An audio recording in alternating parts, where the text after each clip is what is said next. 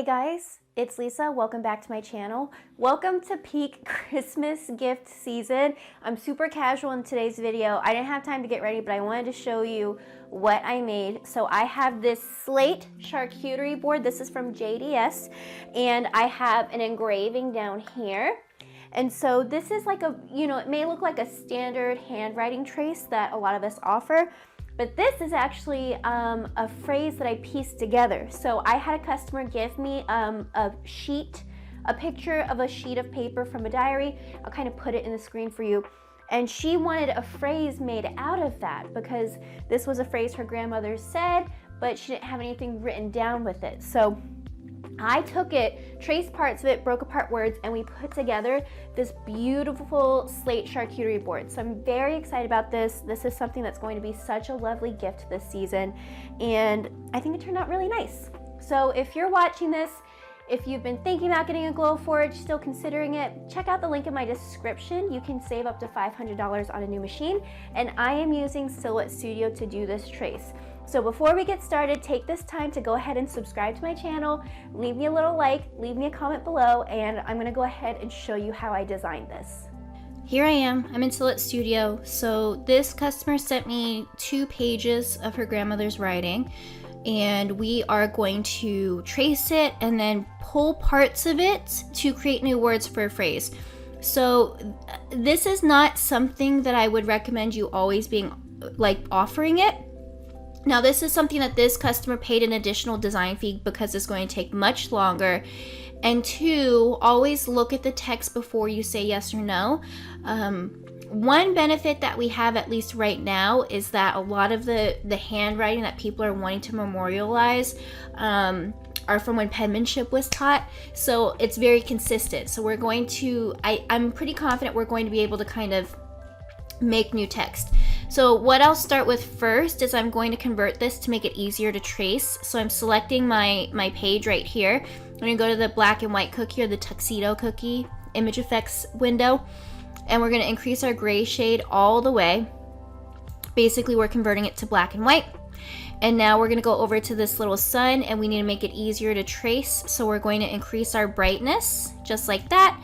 And then we are also going to increase our contrast. So you can see right there, I kept it a little bit lower for that, and then hit apply. So the phrase that we are looking for, that we are making, is going to say, "The angels are singing, I love you more." It's like a cute little phrase her grandmother said. So we're going to go through and kind of see if there's anything we can find worth it. I mean, not worth it, I just read something over there, that we can do. So we're going to go through, and of course, U is something we can do automatically. So let's go through and start tracing it. So I'll explain how I trace the words, and then I'm going to fast forward while I trace other parts of words because it's going to get a little bit tedious. And so you'll either hear me talking live or I might be doing it in a voiceover. So here's our trace panel. It's over on the right side. It looks like our little butterfly. Let's select trace area, and let's grab this U right here. So I made it a little bit weird, so I'm just going to move the box over so I can grab it. It's not a big deal that it has that comma. We'll fix it later. So we have this right here. I zoomed in. I'm going to bring my threshold up so we can get more of our text. And I'm going to be pretty selective because I also don't want to get that line in there. So we have U. Let's go ahead and trace. So now, since we have that in here, I'm going to select our word right there. Oops, that's fine. Move this over here. Fill that in. So we have that right there. So now I'm going to search in here, see if I have a more. If not, we're going to start breaking it apart. So enjoy this possible voiceover I have. Enjoy all of this. Right, so here I go with my process. I'm searching out different words. We're going to be pulling certain words and piecing them together. Some of these basic words like are super easy. So I already pulled over that R. And this right here, I had a little bit of trouble with the. I kept getting the line. So I actually traced a couple different thes, or the, if you'd like to say it like that. So I did a couple just so I could figure out which one I liked. And I'm just tracing and pulling them over to the side. Now we're finding words. So loved, that has a pretty clear love. So you can see I pulled part of it. There are bits in there that I need to take out. No big deal.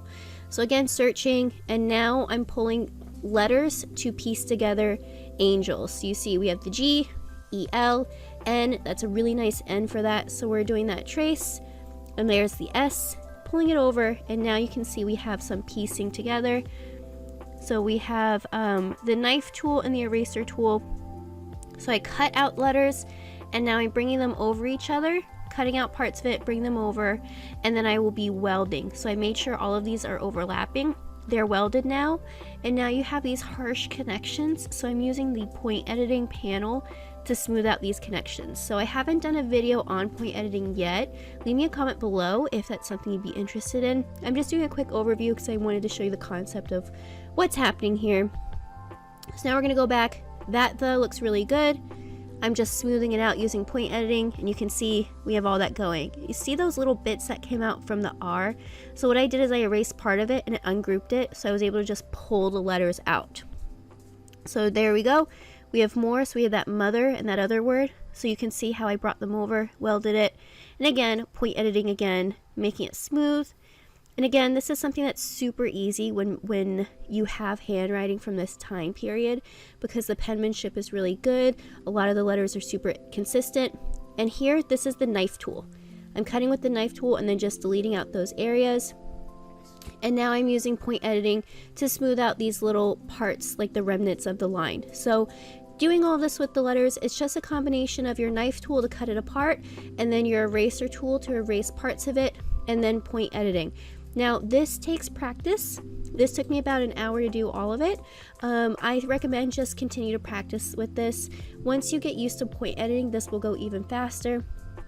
But now you can see I'm pulling together different letters to do this singing. So we have this I-N. So you see a little bit choppy. We're going to fix that a little bit. I went ahead and cut out the N from the other one, connect it to that I. And again, smoothing right there, just taking out those extra points just to make it look good.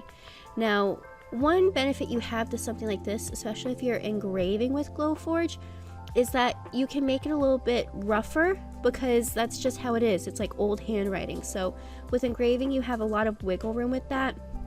You want to make it a little bit smoother if you choose to cut this out in vinyl, because, you know, it's going to look bumpy and it is vinyl. So we're just going through, I'm grabbing this G, it's really nice, and we're bringing that over to do the singing. So we have that G, and I purposely did a different G than the one at the end because handwriting is never completely the same. So that's a new one, and I'm just using this to make that curve a little bit wider.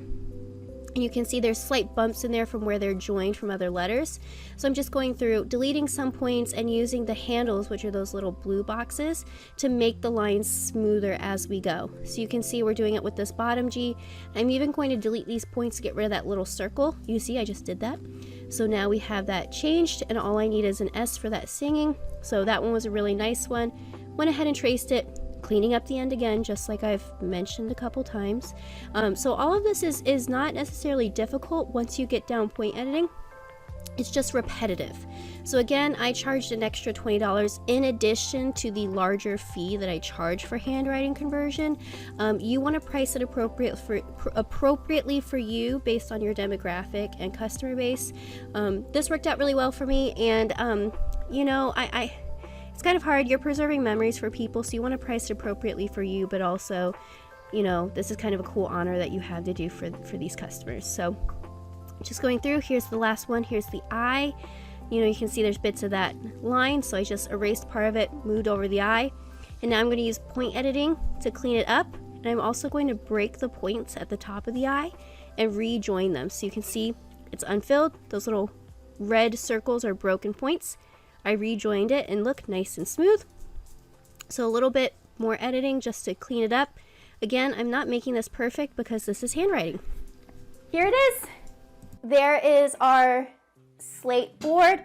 It looks like a pretty standard board. I shared my settings with you when I did it, but I think it's very lovely. So this is something I mentioned earlier, but it's such a sweet spot with this generation of writing because everything looks fairly consistent. So start to finish, it took me about an hour to do the design conversion. It may take you longer. Maybe you're better than me. It may not take you as long, but definitely price it accordingly for your customer. So I do price my recipe boards higher than everything else just because I do have to do tracing already. And then because I had to do more manual designing, I charged an additional design fee. So that is something that my customers have to choose, that I understand I may be charged an additional design fee. They have to check it before they place an order, and then I go ahead and invoice them after, depending on what I estimate the fee should be. So hope you enjoyed this video. Leave me a comment below. Let me know if you found this interesting. Have you done something like this before? And don't forget, like and subscribe, and then check out the link how you can save money on your Glowforge once you're ready to buy.